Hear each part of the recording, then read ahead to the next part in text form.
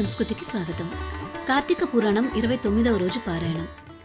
నారదుని హితవుపై రవంత చింతించిన రవిసుతుడు ఆ ధనేశ్వరునకు ప్రేతపతి అనే తన దూతను తోడిచ్చి నరకాన్ని తరింపచేయవలసిందిగా ఆదేశించాడు. ఆ దూత ధనేశ్వరుని తనతో తీసుకుని వెళుతూ మార్గమధ్యమందలి నరక భేదాలను చూపిస్తూ వాటి గురించి ఇలా వినిపించసాగాడు. మొదటిది తప్తవాలుకము. ఓ ధనేశ్వర, మరణించిన వెంటనే పాపకర్ములు ఇక్కడ కాల్చబడిన శరీరములు కలవారై దిక్కులు వక్కలయ్యేలా రోధిస్తూ ఉంటారు. దీనినే తప్తవాలుక నరకము అంటారు. వైశ్వదేవ పరులైన అతిథులను పూజించని వారు గురువులను, అగ్నిని, బ్రాహ్మణులను, గోవును, వేదవిధులను, యజమానిని, కాళ్లతో తన్నిన వారి పాదాలను మా యమదూతలు ఎలా కాలుస్తున్నారో చూడు. అంధతామిశ్రము. ఈ నరకంలో సూది మొనల వంటి భయంకర ముఖాలు కలిగిన పురుగులు పాపాత్ముల శరీరాలను దొలిచివేస్తూ ఉంటాయి. ఇది 16 రకాలుగా కుక్కలు, గద్దలు, కాకులు మొదలైన పక్షి జంతు సమన్వితమై ఉంటుంది. పరుల రహస్యాలను భేదించే పాపాత్ములందరూ ఈ నరకంలోనే దండింపబడుతూ ఉంటారు. క్రకచము. క్రకచము అనే పేరుగల ఈ నరకం మూడవది. ఇక్కడ పాపాత్ములు అడ్డముగాను, నిలువుగాను, ఏటవాలుగాను, సమూలముగాను, అంగాంగాలుగాను రంపాలతో కోస్తూ ఉంటారు. అసిపత్రవనం. 4వ నరక ధోరణి అయిన దీనినే అసిపత్రవనం అంటారు. భార్యాభర్తలను, తల్లిదండ్రుల నుండి సంతానమును ఎడబాపులు చేసే పాపులంతా ఈ నరకానికి చేరి నిలువెల్లా బాణాలతో గుచ్చబడి, అసిపత్రాలచే శరీరాలు చించబడి, ధారలుగా కారే నెత్తుటి వాసనకు వెంటబడి తరిమే తోడేళ్ల గుంపులకు భయపడి పారిపోవాలని పరుగులు తీసి పారిపోయే దిక్కులేక పరితపిస్తూ ఉంటారు. చంపుట, భేదించుట మొదలగు విధులతో ఈ నరకం 6 రకాలుగా ఉంటుంది. కూటశాల్మలి. 16 రకాలుగా దండించేది, పరస్త్రీలను, ద్రవ్యాన్ని హరించేవాళ్లు, పరాపకారులు అయిన పాపులు ఉండేది కూటశాల్మలి నరకం. రక్తపూయము. రక్తపూయం అనే ఈ విభాగం 6వ నరకం. ఇక్కడ పాపాత్ములు తలకిందులుగా వేలాడుతూ యమకింకురుల చేత దండించబడుతూ ఉంటారు. ఎవరైతే తమ కులాచార రీత్యా తినకూడని వస్తువులు తింటారో, పరులను నిందిస్తారో, చాడీలు చెబుతూ ఉంటారో వారంతా ఈ నరకంలోనే ఉంటారు. మొట్టమొదట నీకు విధించబడినది ఘోరాతి ఘోరమైనది, నరకాలన్నింటిలోకి నికృష్టమైనది అయిన ఈ కుంభీపాకమే 7వ నరకం. దుష్టద్రవ్యములు, దుర్భర అగ్నికీలలు, దుస్సహ దుర్గంధాలతో కూడి ఉంటుంది. రౌరవము. నరకాలలో 8వదైన ఈ రౌరవం దీర్ఘకాలికమని తెలుసుకో. ఇందులో పడిన వారు కొన్ని వేల సంవత్సరాల దాకా బయటపడలేరు. ధనేశ్వర, మన ప్రమేయం లేకుండా మనకు అంటిన పాపాన్ని శుష్కమని, మనకు మనమే చేసుకున్న పాపాన్ని ఆర్ద్రమని అంటారు. ఆ 2 రకాల పాపాలు కలిపి 7 విధాలుగా ఉన్నాయి. అవి అపకీర్ణం, పాంక్తేయం, మలినీకరణం, జాతిభ్రంశం, ఉపవీతకం, అతిపాతకం, మహాపాతకం. ఈ పరిదృశ్యమానులైన నరుల చేత ఈ పైన 7 రకాల నరకాలు వరుసగా అనుభవింపబడుతూ ఉంటాయి. కానీ నువ్వు కార్తీక వ్రతస్థులైన వారి సాంగత్యం ద్వారా పొందిన అమిత పుణ్యం కలిగిన వాడవడం కావడం వలన ఈ నరకాలను కేవలం దర్శన మాత్రంగానే తరించగలిగావు.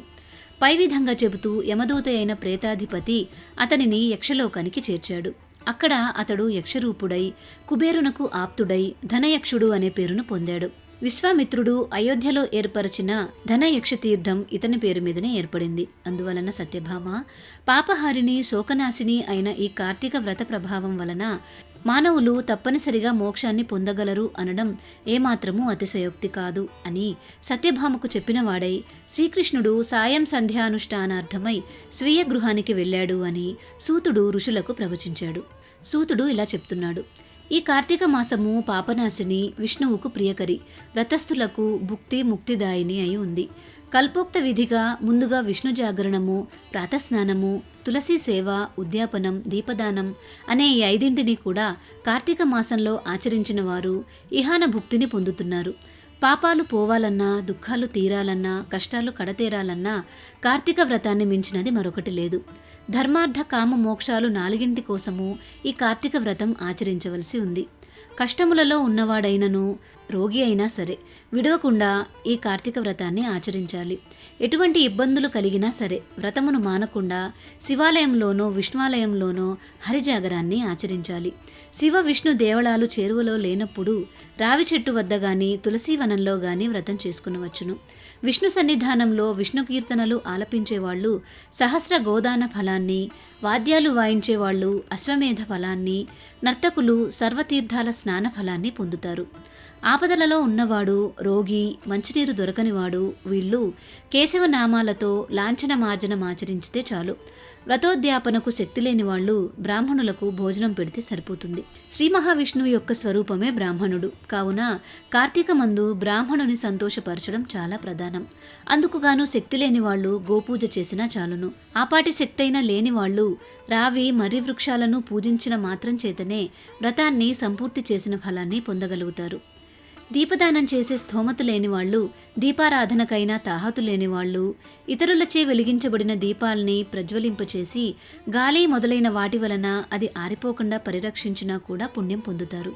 పూజకు తులసి అందుబాటులో లేనివారు తులసికి బదులు విష్ణుభక్తుడైన బ్రాహ్మణుని పూజించాలి.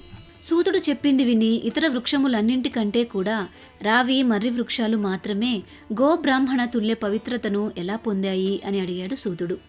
పూర్వం ఒకసారి పార్వతీ పరమేశ్వరులు మహాశ్రుత భోగంలో ఉండగా కార్యాంతరం వలన దేవతలు, అగ్ని కలిసి బ్రాహ్మణ వేషధారులై వెళ్లి ఆ సంభోగానికి అంతరాయం కలిగించారు. అందుకు కినిసిన పార్వతీదేవి, మీరు మా దంపతుల సంభోగ సుఖాన్ని చెడగొట్టారు.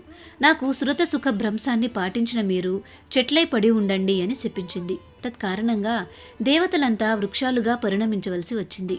ఆ పరిణామంలో బ్రహ్మ పాలాస వృక్షంగాను, విష్ణువు అశ్వత్థంగాను, శివుడు వటముగాను మారారు. బ్రహ్మకు పూజార్హత లేదు. జగదేక పూజనీయులైన శివకేశవ రూపాలు కనుకనే రావి, మర్రి వృక్షాలకు అంతటి పవిత్రత కలిగింది. వీనిలో రావి చెట్టు శని దృష్టికి సంబంధితమైన కారణంగా శనివారం నాడు మాత్రమే పూజనీయమైంది. ఇతర వారాలలో రావి చెట్టును తాకరాదు సుమా అంటూ చెప్పడాన్ని ఆపాడు సూతుడు. కార్తీక పురాణం 29వ రోజు పారాయణం సమాప్తం. మీకు ఈ వీడియో నచ్చినట్లయితే లైక్ చేసి మన భారతీయ సంస్కృతి ఛానల్ని సబ్స్క్రైబ్ చేసుకోండి. తిరిగి రేపటి రోజు పారాయణంలో మళ్ళీ కలుసుకుందాం. నమస్కారం.